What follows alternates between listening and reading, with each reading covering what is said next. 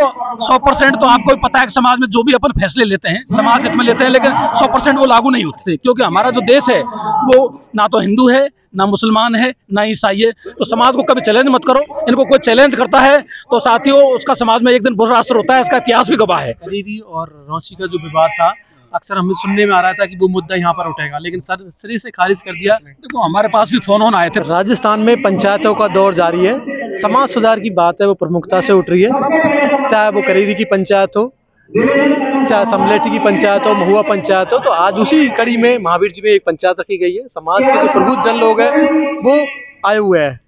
कोई हमारे साथ आरसी पटेल भी है, उनसे भी जानेंगे। जी नमस्कार जी। नमस्कार जी, सभी को जोहार। किशन शाह जी मीणा है कि एक तरह से उनका कहना है कि पाखंडवाद मुक्त हो और असवरल्ला कोई नहीं है, गॉड वो किसी को नहीं मानते। इसमें क्या विचार? देखो सर, ऐसी बात है कि जो अंधविश्वास पाखंडवाद के खिलाफ जो मुहिम है वो हम विद्यार्थी जीवन से इस पर काम कर रहे हैं। किशन शाह जी भी इस पर लगातार काम कर रहे हैं। सबका अपना काम करने का एक तरीका होता है।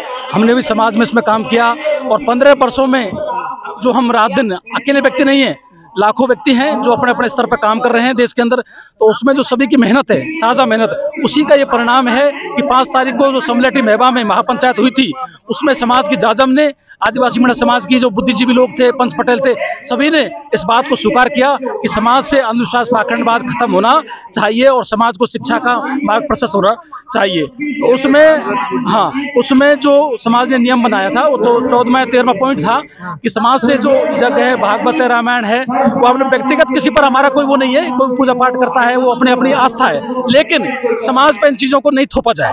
भाई आस्था व्यक्तिगत होती है, वो संविधान का आर्टिकल कहता है 25 से 28 कि धार्मिक स्वतंत्रता का सबको अधिकार है, लेकिन संविधान का आर्टिकल 51A ये भी कहता है कि व्यक्ति अंधविश्वास पाखंडवाद के खिलाफ खुलकर अपनी बात रख सकता है, वैज्ञानिक दृष्टिकोण का विकास अपने देश में करेगा। तो ये बुराई नहीं है कि व्यक्ति अगर कोई अंधविश्वास के खिलाफ बोलता है तो कुछ लोग कहते हैं कि आप भगवान का विरोध कर रहे हो।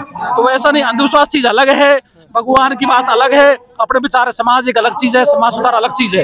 तो अंधविश्वास पाखंडवाद में तो कहता हूँ समाज से नहीं, देश से भी खत्म होना चाहिए, क्योंकि आज दुनिया में जो भी देश आगे है, चाहे अमेरिका हो, जर्मनी हो, जापान हो, वो साथियों विज्ञान और शिक्षा की बदौलत है।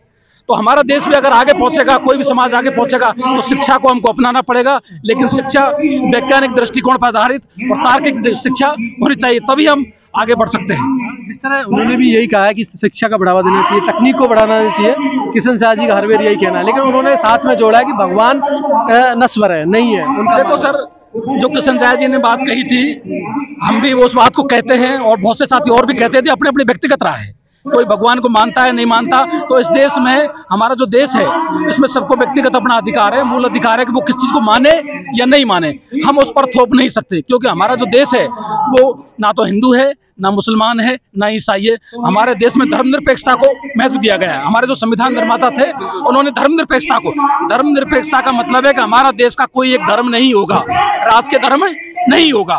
उसमें जिस व्यक्ति को जो इच्छा है, उसके परिवार की जो इच्छा है, वो माने या उसको नहीं माने। तो हमने भी साथियों यही सीखा है कि मैंने भी पहले से PhD की पढ़ाई की है, तो ऐसा जन्म से लेकर जहाँ तक मैं भी पढ़ा हूँ, तो मेरे माँ बाप ने, मेरे समाज के लोगों ने और जो भी इंसान है, सभी ने मुझे सहयोग किया, पढ़ाया लिखाया, लेकिन कहीं भी कोई शिक्षा की देवी या कोई भगवान, कहीं भी उसका कोई सहयोग नहीं आया। तो ये अपनी अपनी व्यक्तिगत राय है, मैं किसी पर अपनी व्यक्तिगत राय थोपता नहीं हूँ, ये मेरे निजी विचार है। तो कोई व्यक्ति इसको माने वो उसकी इच्छा है, कोई नहीं माने वो उसकी इच्छा है, लेकिन इस देश में सभी को अपना स्वतंत्रता का अधिकार है। जिस तरह हमने पंचायतों में देखा है कि पंचायतों में अक्सर कई ऐसे मुद्दे जिन पे अभी भी है जो युवा वर्ग है या कुछ लोग हैं वो सहमत नहीं है। जिस तरह चाहे डीजे की बात हो, चाहे दहेज की बात हो, कि काफ़ी लोग हैं वो डीजे से जुड़े हुए, काफ़ी रोजगार करते हैं लोग और काफ़ी लोगों को रोजगार मिलता है। तो कुछ उस पर लिमिट लगा सकते हैं, लेकिन पूरी तरह खत्म करना एक तरह से विरोध। उसमें बात ऐसी है साथियों कि समाज ने बहुत सोच समझ कर इन फैसले लिए थे। अब देखो 100% तो आपको पता है कि समाज में जो भी अपन फैसले लेते हैं समाज हित में लेते हैं, लेकिन 100% वो लागू नहीं होते।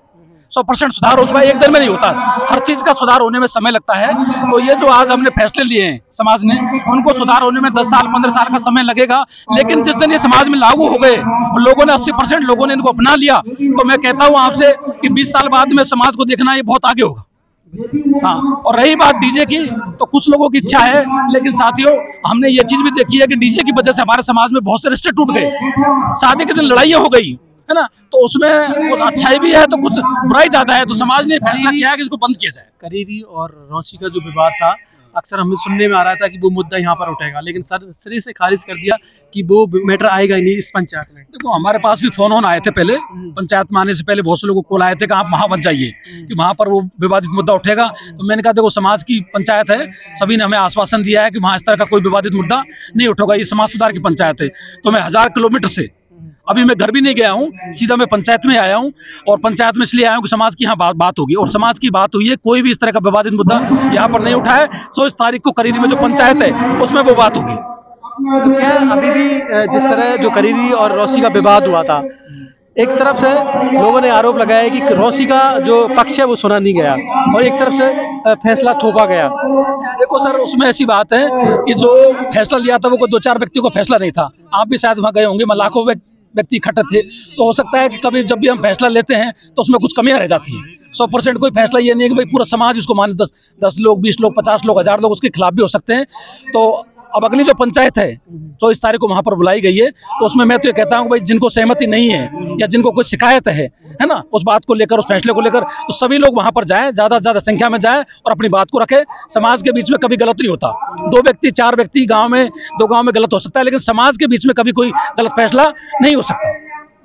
तो आपको उम्मीद है कि इस बार जो 24 तारीख को दोबारा से जो आह्वान किया है पंचायत का, उसमें सही निर्णय होगा? बिल्कुल, हम सब प्रयास करेंगे और हम भी उसमें जाएंगे, इसलिए मैं रुक रहा हूँ।